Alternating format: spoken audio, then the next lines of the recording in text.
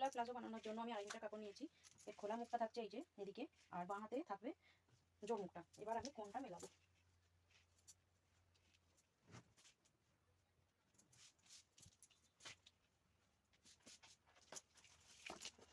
এবার ঠিক কর্নার থেকে কোমর হচ্ছে 8.5, তাই 9.5 আসবে এই জায়গা, 9.5 আসবে।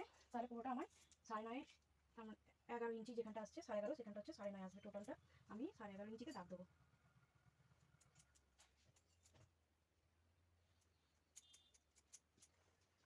এবার এখান থেকে আমার লম্বা নিতে হবে। টোটাল আমার লম্বা চাই 38 ইঞ্চি, 36 ইঞ্চি। আমি এখানে 34.5 ইঞ্চিতে দাগ দিয়ে নেবো। আমি 1.5 ইঞ্চি ওপরে বেল্ট লাগানোর সময় পেয়ে যাবো। আমি এভাবে পুরোটাতে 34.5 ইঞ্চিতে দাগ দেবো।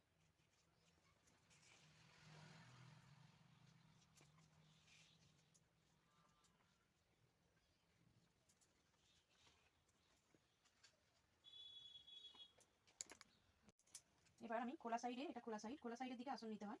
তো খোলা সাইডে কোমরের 4 ভাগের 1 ভাগ, 9.5 প্লাস 3, 12.5 আসন নেবো। 2.5 ইঞ্চি আসনটা ভিতরে যাবে। এভাবে আসন জয়েন করব, দিয়ে এখানে গোল শেপ দেবো। এইখানটা এটুকু যেটা কম পড়েছে আমি ওদিক থেকে এটা জুড়ে দেবো, দিলে আমার প্লাজো কাটিং হয়ে যাবে। আমি এবার এটা কেটে নিচ্ছি। এভাবে যে কম কাপড়টা পড়েছে সেটা এভাবে কেটে নেবো।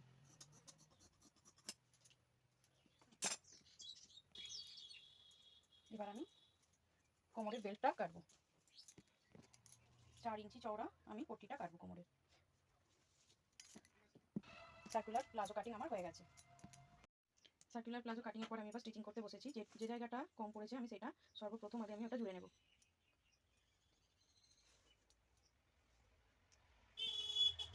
এভাবে জুড়ে নেব সর্বপ্রথম।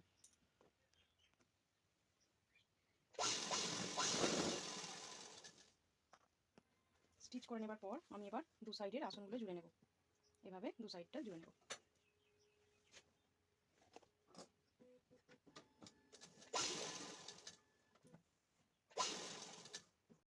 দু সাইডে আসনগুলো জুড়ে নেবার পর এভাবে স্টিচ করতে হবে। এক সাইড থেকে এইভাবে মাঝখানে দিয়ে এই সাইডে জোড়া হয়ে গেছে আমার দু সাইডটা। এই যে এবার আমি কোমরে বেল্ট লাগাবো। বেল্ট তৈরির জন্য আমার তো 4 ইঞ্চি কাপড় আগে থেকে কাটা ছিল। এবার এই 4 ইঞ্চি কাপড়টা এইভাবে জুড়ে নেব, দিয়ে সেট করে দেবো।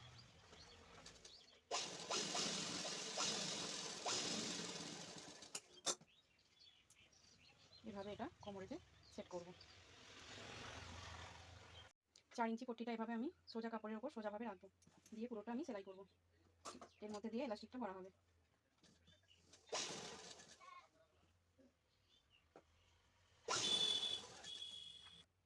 এভাবে পট্টিটা আমি পুরো অ্যাটাচ করে দিয়েছি। এবার ঠিক এভাবে 2 ইঞ্চি মতো ছেড়ে, যেখান দিয়ে আমি এলাস্টিকটা ভরবো সেখানটুকু ছেড়ে বাকিটা পুরো সেলাই করে নেব। আমি এলাস্টিকটা ভরবার জন্য একটু ফাঁকা রেখে পুরোটা সেলাই করে নিয়েছি। এবার পায়ের দিকে এটা সামান্য একটুখানি করে জাস্ট মুড়তে হবে পুরো ঘেরটা। নিচের দিকটা আমার মোড়া হয়ে গেছে। এবার আমি একটা সেফটি পিনের সাহায্যে এলাস্টিকটা আমি ভরবো। এভাবে পুরোটা আমি ভরবো।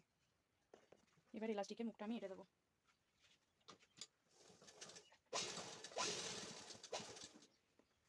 দিয়ে এবার ফাঁকা জায়গাটা আমি একটা সেলাই দিয়ে দেবো।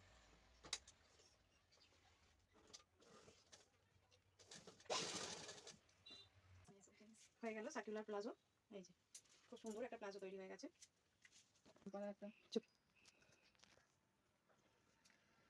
সার্কুলার প্লাজো বানালাম, 2.5 মিটার ছিট লাগবে। এভাবে খুব সুন্দর লাগবে সার্কুলার প্লাজো।